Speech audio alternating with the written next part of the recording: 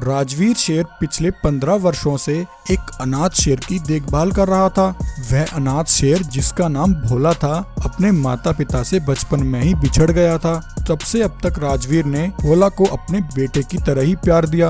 तो दूसरी तरफ भोला ने भी राजवीर शेर को अपने पिता की तरह समझा और उसका हमेशा सम्मान किया और हमेशा उसके दिखाए रास्ते पर चला। अनाथ भोला शेर बहुत बहादुर, समझदार और बुद्धिमान था।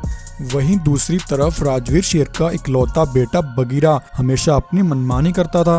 बगीरा वैसे तो बहुत ताकतवर और बहादुर था, लेकिन वह कान का बहुत कच्चा था। बगीरा हमेशा अपनी धुन में रहता था और हर काम अपने मन के मुताबिक करता था और अपने पिता राजवीर की कोई बात नहीं सुनता था, जिस वजह से राजवीर अपने बेटे बगीरा को लेकर बड़ा परेशान रहता था। हे भगवान, ना जाने ये बगीरा कब सुधरेगा। ये हमेशा अपनी मनमानी करता है और मेरी एक भी नहीं सुनता। मैं इसे इस जंगल का अगला राजा देखना चाहता हूँ, लेकिन इसका बर्ताव और गुण इस जंगल का राजा बनने के लिए अभी बहुत कम है। एक ये है और एक तरफ मेरा बेटा भोला है, जिसने अनाथ होने के बाद भी वह हमेशा मेरे नक्शे कदम पर चला और मेरी हर सिखाई बात उसे याद है। वह बहुत बुद्धिमान और बहादुर भी है। न जाने वह दिन कब आएगा जब ये बगीरा अपने भाई भोला की तरह बुद्धिमान बनेगा। तभी बगीरा जंगल से अपने पिता के पास आता है। उस समय भोला भी वहीं पर था। राजवीर बगीरा को उसके बर्ताव और मनमानी करने पर बहुत डांटता है और धमकाता है। भोला के सामने अपने पिता की डांट सुनकर बगीरा बहुत गुस्से में आ जाता है। पिताजी, आपने हमेशा मुझे बेकार ही समझा है। आप हमेशा मुझे इस भोला के सामने डांटते रहते हो। आखिर मेरी भी इस जंगल में कोई इज्जत है और जहाँ मेरी इज्जत नहीं वहाँ मैं नहीं रह सकता, इसलिए मैं यहाँ से जा रहा हूँ। ऐसा बोलकर बगीरा गुस्से में वहां से चला जाता है। वहीं राजवीर शेर अपने बेटे बगीरा को लेकर बहुत परेशान हो जाता है, लेकिन वहीं ये सारी बातें दूर खड़ा एक लालची कांचा बाघ सुन लेता है। कांचा बाघ भी इसी जंगल में रहता था। अरे वाह, इन दोनों बाप बेटों को झगड़ते देखकर आज मेरी आत्मा बहुत खुश है। यह बहुत अच्छा मौका है इस बगीरा को इसके पिता के खिलाफ भड़काने का। तब कांचा बाघ बगीरा के पास आता है। अरे बगीरा, क्या हुआ? तुम इतने गुस्से में क्यों हो? कांचा की बात सुनकर बगीरा चुप रहता है। अच्छा चलो तुम मत बताओ, लेकिन बगीरा मैं सब जानता हूँ। देखो बगीरा, अब तुम बच्चे नहीं हो, थोड़ा दिमाग लगाओ। अगर तुम हमेशा अपने पिता के ही सुनते रहोगे तो कभी भी इस जंगल के राजा नहीं बन पाओगे। तुम्हारे पिता तुम्हारे साथ सौतेला व्यवहार कर रहे हैं। जब तुम वहाँ से चले गए थे तब तुम्हारे पिता तुम्हारे रास्ते के सबसे बड़े दुश्मन उस अनाथ भोला शेर को जंगल का राजा बनाने की बात कर रहे थे। बगीरा, तुम्हारे पिता तुम्हें जंगल का राजा बनने योग्य मानते ही नहीं है। कांचा की यह बात सुनकर बगीरा को अपने पिता पर बहुत गुस्सा आ जाता है। हाँ कांचा, मेरे पिताजी हर समय उस भोला की ही तारीफ करते हैं और मुझे हमेशा उसके सामने डांटते रहते हैं। मैं उनका सगा बेटा हूँ, लेकिन वो मुझसे ज्यादा उस भोला से प्यार करते हैं। हाँ बगीरा, बिल्कुल ऐसा ही है। अगर तुम्हारे पिता ने भोला को जंगल का राजा बना दिया तो तुम्हें हमेशा उसकी गुलामी करनी पड़ेगी, और अगर तुम इस जंगल के राजा बन गए तो सब कुछ तुम्हारा होगा और इस जंगल पर तुम्हारा हुक्म चलेगा। बगीरा, थोड़ा सोचो। कांचा बगीरा को उसके पिता के बारे में कड़वी बातें बताकर उसके मन में अपने पिता के खिलाफ जहर भर देता है। कान का कच्चा बगीरा कांचा की सारी बातों पर विश्वास कर लेता है। कांचा, मुझे सब पता है, लेकिन अब मैं क्या करूँ? तुम मुझे कोई रास्ता बताओ।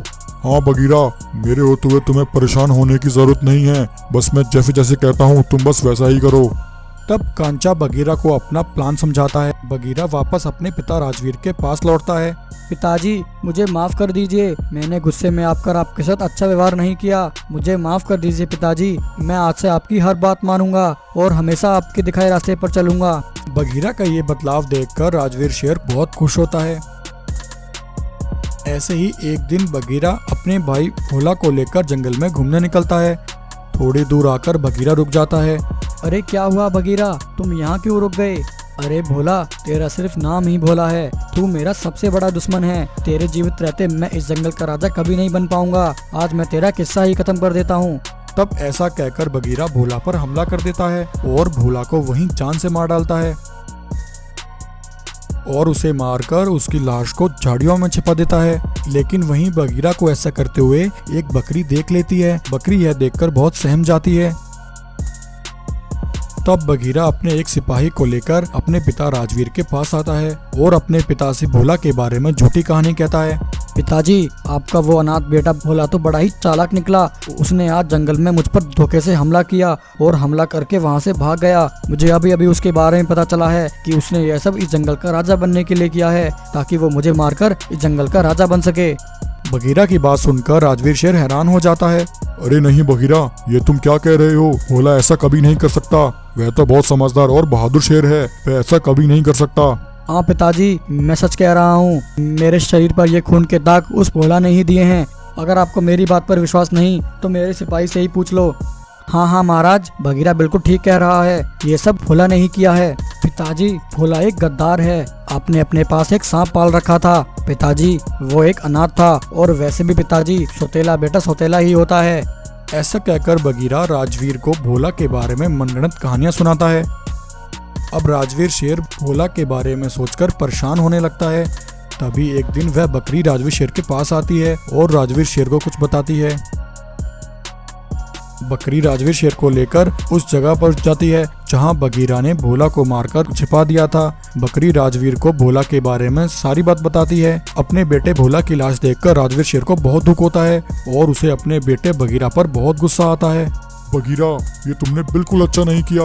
मुझे तुमसे ऐसी उम्मीद नहीं थी। राजवीर शेर ये सब कह ही रहा था कि तभी कांचा बाघ अपने कुछ सिपाहियों को लेकर वहां आता है। हा हा हा हा हा हा हा हा हा।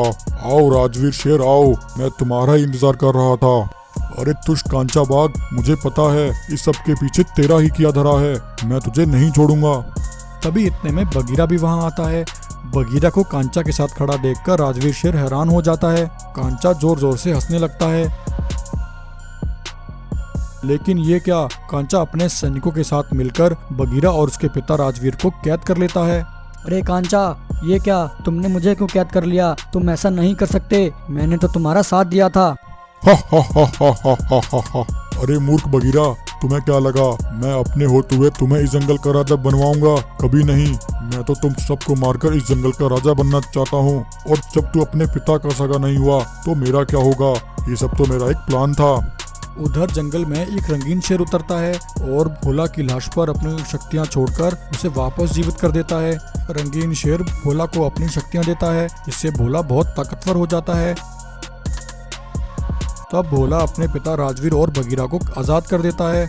यह देखकर कांचा बाघ बहुत गुस्से में आता है और अपनी सैनिकों के साथ भोला पर हमला करने के लिए आता है। लेकिन भोला अपनी शक्तियों से कांचा बाघ और उसकी सेना पर हमला करता है और उन सभी को अपनी शक्तियों से जलाकर भस्म कर देता है। बगीरा अपनी गलती पर बहुत शर्मिंदा होता है और अपने पिता राजवीर और भाई भोला से क्षमा मांगता है। राजवीर बगीरा को माफ कर देता है और अपने बेटे भोला को उसके बहादुरी के लिए जंगल का राजा बना देता है। और फिर बगीरा भी अपने भाई भोला के साथ हंसी खुशी फिर से जंगल में रहने लगता है।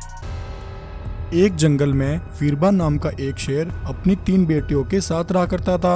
वह बहुत ही गरीब था। वीरबान शेर की पत्नी अपनी बेटियों को जन्म देते ही चल बसी थी। तब से वीरबान शेर ही अकेला अपनी बेटियों को पाल रहा था।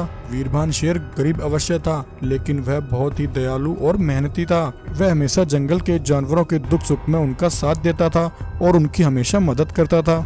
एक दिन वीरबान शेर की तीनों बेटियां बहुत भूखी होती हैं। तभी वीरबान शेर की एक बेटी कहती है, पिताजी, पिताजी, मुझे बहुत भूख लगी है, मुझे खाना दो।